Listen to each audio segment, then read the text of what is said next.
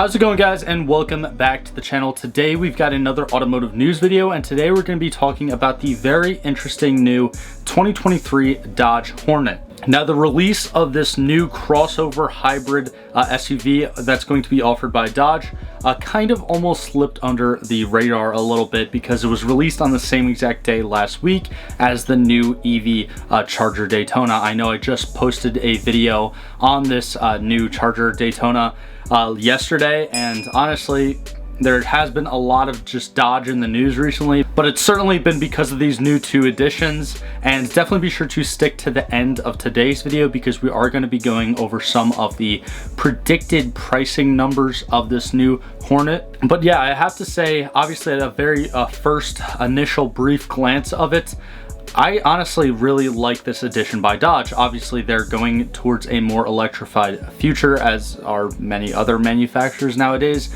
and they made that very, very clear by discontinuing the Charger and Challenger internal combustion engine options. And now they're pushing it even more and actually challenging one of their fellow Fiat Chrysler companies in Alfa Romeo by coming out with this new hybrid crossover. Now, I know it is annoying, but I definitely do have to say, be sure to leave a like, subscribe, click that bell icon notification, all that stuff down there. It really does help me out as a smaller YouTuber in the algorithm. But without wasting any more time, we're going to get right into this little overview that Car and Driver actually did of this 2023 Dodge Hornet.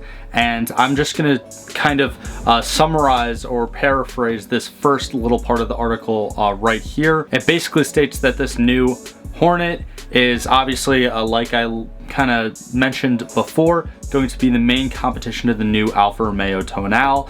And the base model of this Hornet will have a 265 horsepower producing turbocharged inline 4-cylinder engine, and it is going to be all-wheel drive with a 9-speed shiftable automatic transmission. However, for the RT model, it is going to be one of Dodge's first plug-in hybrid models, and it's going to make a little bit more horsepower, coming in at 285 confirmed peak horsepower. And again, it's still going to be its internal combustion engine and still going to be a turbo inline 4. However, it is going to have an electric range of around 30 miles. Now, this could be translated by some people as Dodge kind of just coming out of the Stone Age, because plug-in hybrids have been around for a while now, and honestly, this doesn't really make this Hornet anything special, but I'm going to tell you why I like this addition to Dodge's lineup.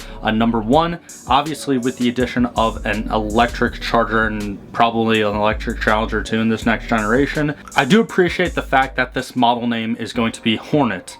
Now, there was, if you do remember, there was actually a concept Dodge Hornet back in 2006, which it never left the concept phase. I'll kind of edit in a picture of it right now. It was a very ugly looking thing, almost like a American Dodge version of a Kia Soul. And it's kind of funny too, because those early 2000s were a weird phase for Dodge. So the badging on it wasn't even Dodge badging. It had the little Ram logo on it, and it was also powered by a 1.6 liter inline 4 Chrysler engine. So I know it's still Mopar, but it was a weird little concept car, and that's why it never really made it past that stage.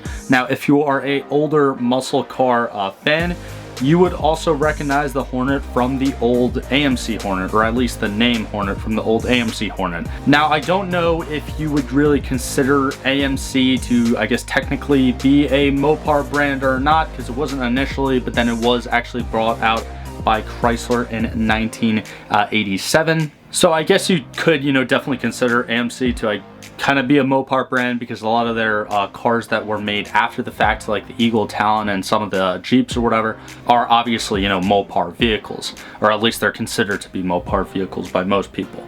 So looking back at the old AMC Hornet, obviously it wasn't a SUV, it wasn't a crossover. Crossovers didn't really even exist back then, unless you're counting station wagons, I guess. But the Hornet was another little kind of compact muscle car slash pony car. And I think that, Dodge just at least kind of bringing that name back with, honestly, the pretty cool badge. I'll edit in a picture of the badging for this new Hornet. I think the badging looks really, really nice, as well as the new Banshee badging on the EV Hellcat or EV Charger Daytona that was debuted. But honestly, everything that I've seen so far, I have no complaints over, and to be honest, I haven't really seen that much of it. But from the all the information that we have that's public out to us right now, it looks like a good little crossover from the outside. The price, the starting point, it definitely is a decent, affordable price, as well as the interior. The interior definitely has some very nice features, including like a nice center display screen, and it's just a little bit simple. I know it looks a little cheap as well, but again, Mopar has to save money somewhere. And speaking about the price, we are now eventually going to get into the estimated price of this new 2023 Dodge Hornet.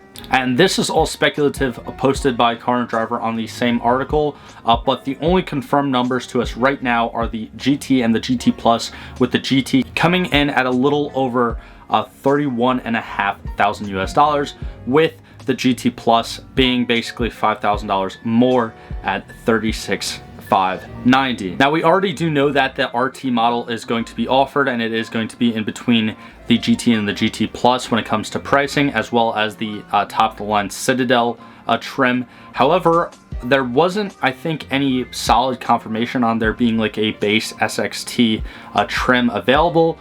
But again, just looking back at what Car and Driver is estimating it to be, they're saying the SXT might start a little bit lower than the GT, and then the RT probably right underneath the GT Plus, and then that Citadel being at least a few $1,000s higher than that GT Plus. Now, that's pretty much just gonna be it for today's video. I know it was a very brief rundown of this new 2023 Dodge Hornet. They are going to be available and for sale in this calendar year, which is awesome because obviously they are coming out as a 2023 model year. So Dodge has already made a lot of pre-orders of them, and I will probably be making a video talking about this new rivalry that this Hornet has sparked between Dodge and Alfa Romeo, which is honestly a very interesting subject because they are, again, both Fiat Chrysler companies. But in the meantime, again, definitely let me know what you guys think about this new Hornet, whether you love this addition to Dodge's lineup or you hate it,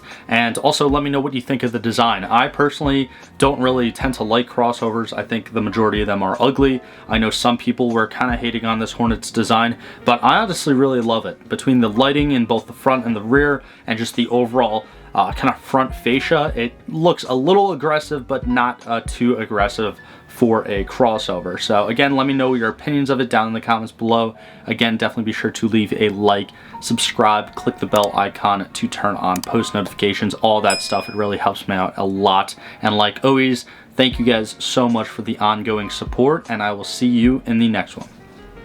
If you enjoyed today's video, click on either of these links right here to watch a similar video from this channel, or click on the little circle link right there to actually subscribe to the channel. It's absolutely free. I do appreciate all the support, but thank you for sticking to the end of this video, and I hope you have a fantastic day.